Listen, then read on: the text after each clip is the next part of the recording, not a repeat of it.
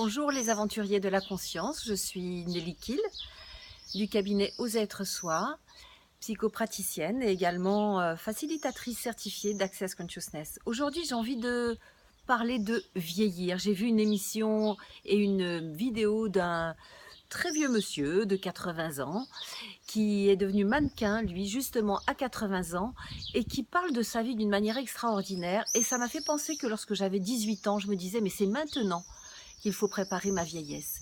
Et oui, parce que, et si la vie nous permettait d'être justement cet apprenti sage que nous pouvons devenir au fil du temps, si elle n'est pas toujours donnée par les informations qui nous sont données dans les médias. Mais en tout cas, c'est ce que je ressens aujourd'hui et j'ai envie de vous partager ça parce que j'ai, il y a quelques années, rencontré lors de mes séminaires, qui s'appelait Bienvenue dans la quintessence de l'être, une magnifique petite jeune fille de 93 ans.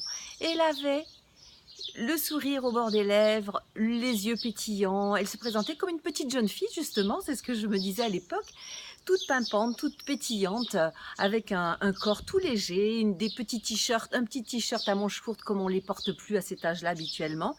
Et j'ai voulu savoir son secret. Et son secret, c'est quoi?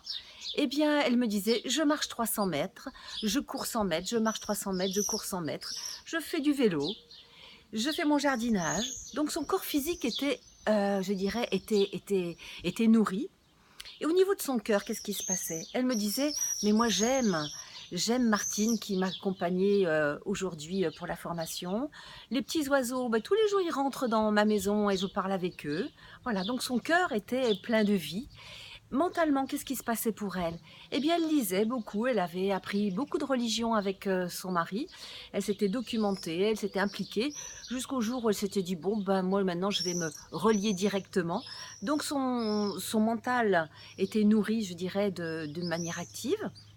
D'ailleurs, elle avait le même informaticien que moi, elle s'était mise à l'informatique à 93 ans, vous imaginez. Et quoi d'autre encore? Au niveau spirituel, ben voilà, comme je vous disais, son corps spirituel était nourri puisque elle se reliait directement.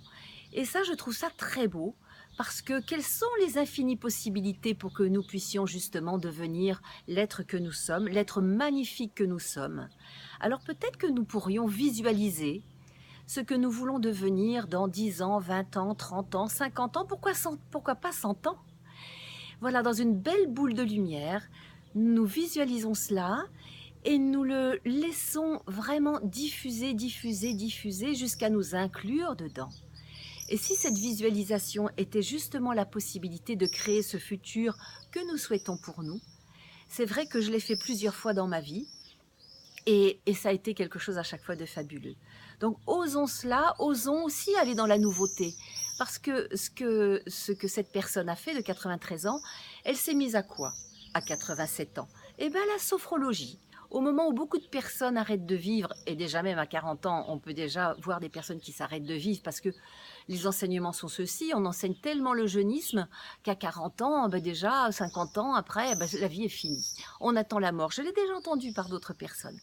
Donc aujourd'hui, j'aimerais que nous puissions juste oser la nouveauté, apprendre quelque chose de nouveau, s'engager dans quelque chose de nouveau et se dire que chaque jour est le premier jour du reste de ma vie et que le reste de ma vie sera la plus belle que je n'ai jamais rencontrée dans ma vie.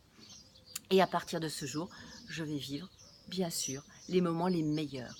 À très bientôt pour d'autres aventures ensemble.